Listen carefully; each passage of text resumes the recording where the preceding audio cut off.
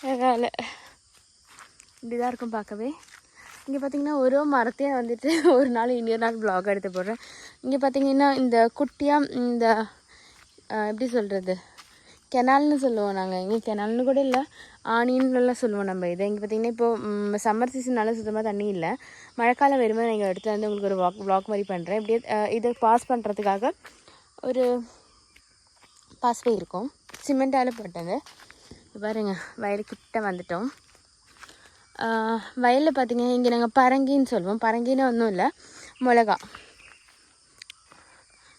பரங்கி இருக்கும். பரங்கிக்கெல்லாம் அப்பா வந்துட்டு தண்ணி ஊற்றணும்னு சொல்லிட்டு இருந்தார்.